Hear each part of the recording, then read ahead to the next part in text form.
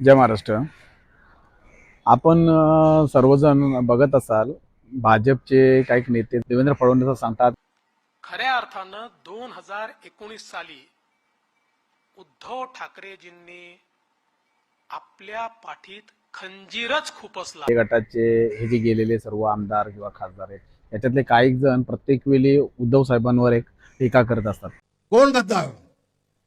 शिवसेना प्रमुखांच्या विचाराशी बेईमानी केली कोणी? शिवसेना भाजपची युती असताना काँग्रेसच्या धावणीला शिवसेना भाजपचा पाप कुणी केला?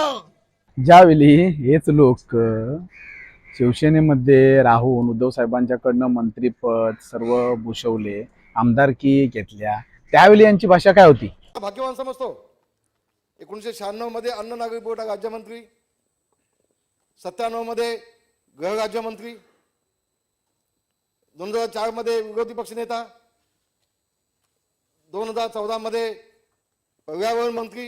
माझा मुलगा आज आमदार आहे, त्याला संधी उद्धवजींनी दिली दापोलीमधून. भाषण जे शिवसेना प्रमुखांचं होतं, अरे बाबांनो माझ्यानंतर उद्धवला साथ द्या, हे शब्द साहेबांचे होते.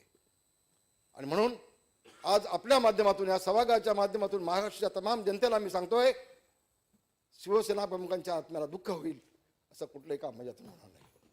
माझ्यासारखा कार्यकर्ता, शाखा प्रमुख ते कॅबिनेट मंत्री, शिवसेनेचा नेता, विरोधी पक्ष नेता, ही सगळी जी काही पदं मिळालेली आहे शिवसेना प्रमुखांच्या आशीर्वादामुळे आणि उद्धव ठाकरे साहेबांच्या नेतृत्वामुळे. म्हणून एक हास्यास्पद गोष्ट आहे का हे लोक बीजेपीच्या अगेन्स्ट पहिले काय बोलत होते. मोदी साहेब पंतप्रधान म्हणून बसल्यानंतर उद्धव साहेबांना आपल्या मुलासारखी साथ देतील, आशीर्वाद देतील, त्यांच्या पाठीशी खंबीरपणे उभे राहतील असं वाटलं होतं. पण विधानसभेच्या निवडणुकीच्या वेळेला याच मोदी साहेबांचे शब्द काय दिल्लीला, अगर अभी बाला साहब नहीं है, उनका वो लड़का उद्धव क्या कर सकता है, वो 2-4 भी एमएलए नहीं ला सकता है, चलो महाराष्ट्र के ऊपर हल्ला डालो और शिवसेना को खत्म कर डालो, हे शब्द मोदी साहेबांचे. वाह गे मोदी साहेब. अनेक आदिलशाह, अनेक बादशाह हे महाराष्ट्रामध्ये चालून आलेले होते.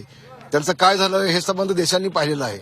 आणि म्हणून समोरच्याला गाडल्याशिवाय तो स्वस्थ बसत नाही, याचा अनुभव भविष्यामध्ये शासनाने येईल. जर कार्यकर्त्यांवर होत असतील तर उघड्या डोळ्याने मी पाहू शकत नाही. मी त्यांच्या मांडीला मांडी लावून सरकारमध्ये बसू शकत नाही, मी त्या कॅबिनेट मध्ये नाही बसू शकत त्यांच्या बरोबर. मेरे मंत्री बनने से ज्यादा मुझे खुशी है कि शिवसेना पक्ष प्रमुख उद्धव ठाकरे साहब मुख्यमंत्री बनने जा रहे हैं. आज तमाम महाराष्ट्र के किसानों की, समाज के विभिन्न घटक जो है उनकी इच्छा थी कि उद्धव ठाकरे साहब मुख्यमंत्री बने. हमारे तमाम शिवसैनिक चाहते थे, इसलिए आज खुशी का माहौल है, खुशी का दिन है कि उद्धव ठाकरे साहब आज मुख्यमंत्री पद की शपथ लेने जा रहे हैं. आमदारांनी सर्व एक मागणी केलेली आहे की पक्षप्रमुखांनी मुख्यमंत्रीपद घ्यावं. सर्वसामान्य शिवसैनिकांची इच्छा आहे की ह्या मुख्यमंत्री पदावर कुठल्याही परिस्थितीमध्ये उद्धवजींनी विराजमान व्हावं. परंतु इव्हन एकनाथ शिंदे साहेबांची पण हीच भूमिका आहे की उद्धव साहेबांनी हा महाराष्ट्राचा मुख्यमंत्री व्हावा. इस राज्य के मुख्यमंत्री उद्धव जी होंगे, इसमें कोई शक शुबा नहीं है. शिवसेनेमध्ये मी आलेलो आहे. कैलासवासी बाळासाहेब ठाकरेंचं स्वप्न साकार करण्यासाठी, विधानसभेवर भगवा फडकवण्यासाठी आलेलो आहे. आणि उद्धवजींना महाराष्ट्राचा मुख्यमंत्री जे सगळ्या महाराष्ट्राला आणि मराठी तमाम जनतेला बघायचं आहे, त्यांना कुठेतरी कोकणातनं माझा हातभार लागावा, पाठबळ मिळावं, यासाठी मी शिवसेनेमध्ये आलो. आणि शिवसेनेचे मुख्यमंत्री, शिवसेनेचे पक्षप्रमुख उद्धवजी ठाकरे हेच असणार. उद्धवजी खरं सांगू का, मुळात राजकारणी नाही. उद्धवजी जर राजकारणी असते तर ज्या दिवशी ही मंडळी फुटली त्या दिवशी त्यांच्या लक्षात जर आलं असतं की ह्यांची जोपर्यंत 39-40ची बेरीज होत नाही तोपर्यंत हे फुटू शकत नाही. राजकारणी माणूस असता तर एखाद्या माणसानं ही सगळेच आमदार उचलले असतील, कुठेतरी नेऊन ठेवले असते. म्हणजे बघायला गेला तर सरडे देखील जेवढ्या स्पीडला रंग बदलत नसतील तेवढे लवकर या लोकांनी रंग बदलायला लागले. महत्वाची गोष्ट, ज्यावेळी उद्धव साहेब मुख्यमंत्री झाले त्याच्या अगोदर मातोश्रीवर कोण येरझाऱ्या मारत होता? कोण? शाह यांचं मुंबईत आता आगमन झालेलं आहे आणि काही क्षणातच ते थेट पोहोचतील ते मातोश्रीवरती आणि उद्धव ठाकरे यांची भेट घेतील. मातोश्री पहुंचे, तस्वीरें हम आपको दिखा रहे हैं. जिस वक्त वो मातोश्री पहुंचे, दोनों के बीच इस वक्त मुलाकात चल रही है. मातोश्री पे अच्छे आके सलाम करके गए हैं. देवेंद्र जी भी बहुत बार मातोश्री आके गए हैं. औरंगाबाद मधून मुख्यमंत्री अचानकपणे मुंबईमध्ये परत आले होते. मुख्यमंत्र्यांच्या नंतर मुख्यमंत्री थेट मातोश्रीवर पोहोचले. माननीय उद्धवजी ठाकरे शिवसेना पक्षप्रमुख यांची मी भेट घेतली आहे. युतीच्या संदर्भात आमची चर्चा झाली. आणि ज्यावेळी युतीची चर्चा झाली त्यावेळी स्वतः देवेंद्र फडणवीस म्हणाले होते, पुन्हा मला निवडून देईल त्यावेळी पुन्हा सरकारमध्ये आल्यानंतर पद आणि जबाबदाऱ्या याची समानता राखण्याचा देखील आम्ही निर्णय केलेला आहे. आणि त्या दृष्टीनं जे पद आणि जबाबदाऱ्या ज्या सांभाळण्यात येतील त्याही समान पद्धतीनं सांभाळण्यात येतील हाही निर्णय या ठिकाणी आम्ही केलेला आहे. असं असताना त्यावेळी उद्धव साहेबांना कळलं की देवेंद्र फडणवीस किंवा भाजप यांच्यामध्ये काही कटकारस्थान चाललं. जे म्हणत होते प्रत्येक वेळी की आम्ही राष्ट्रवादी सोबत जाणार नाही, राष्ट्रवादी काँग्रेसची युती होणं शक्यच नाही. नाही नाही नाही, आपत धर्म नाही, शाश्वत धर्म नाही, कुठलाही धर्म नाही.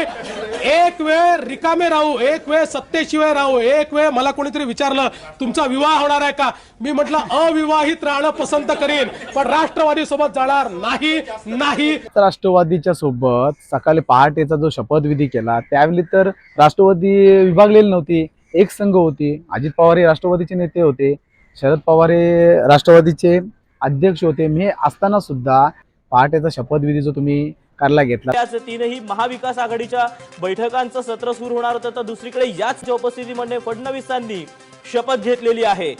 राव फडणवीस ईश्वर साक्ष शपथ घेतो की मी अजित अनंतराव पवार गांभीर्यपूर्वक पुनर्कथन करतो की झाला उद्धव साहेबांच्या मुख्यमंत्री पदाची शपथ घेतलेली होती. ती शपथ तिचे अगोदर फडणवीस आणि अजित पवार यांनी शपथ घेतलेली होती. त्याच्यानंतर उद्धव साहेब घेतली. शिवाजी महाराजांना वंदन करून आणि माझ्या आई वडिलांचे स्मरण करून महाराष्ट्र राज्याचा मुख्यमंत्री म्हणून माझी कामे निष्ठापूर्वक व शुद्ध बुद्धीने पार पाडीन. त्याच्यानंतर तुम्ही ज्यावेळी बाईट दिली, दादा आले त्यावेळेस त्यांना आम्ही सोबत घेतलं. त्यांना त्यावेळेस सोबत घेत असताना नॅचरल युती तर आमची नव्हती, त्या ठिकाणी ती राजकीय युती होती. मग माझा एक प्रश्न आहे तुम्हाला, शिंदे गटाच्या ह्या लोकांना पण गेलेत त्यांना, आणि भाजपच्या पण काही ना जे कुत्र्यासारखे उद्धव साहेबांना भुंकत राहतात, कुत्र सांगत सुटले उद्धव साहेब काँग्रेसच्या सोबत जाऊन विचारसरणी बदलली, बाळासाहेबांचे विचार विसरले. मला कधीपासून बाळासाहेबांचा पोरगा, ज्या बाळासाहेबांनी तुम्हाला बोट धरून या महाराष्ट्रामध्ये, आणि सत्य असताना आमच्या जोरावरतीच तुम्ही आलात ना, तुमचा आम्हाला फायदा झाला असं आम्ही नाही म्हणत नाहीये, पण कधीही तुमचे 10 खासदार ह्या महाराष्ट्रात केव्हाही निवडून आले नाही. ते त्यावेळेला आले, ऐकायलाच तयार नाही. तर नका, दूध प्यायचं तर सरळ दूध पिया, दूध संपलं तरी मात्र रक्त प्यायला लागाल तर मात्र पंचायत होईल. आता थोडी तरी नीतिमत्ता ठेवायला पाहिजे होती तुम्ही या लोकांनी. आणि हा व्हिडिओ खरोच जास्तीत जास्त शेअर करा आणि बघा का काय चालवलं या देशामध्ये. खंजीर हा कुणी कोणाच्या पाठीमध्ये खुपसलाय तो, कारण सर्वसामान्य लोकांना सुद्धा, जनतेला सुद्धा महाराष्ट्राच्या माहिती आहे का भाजपनेच खंजीर खुपसला.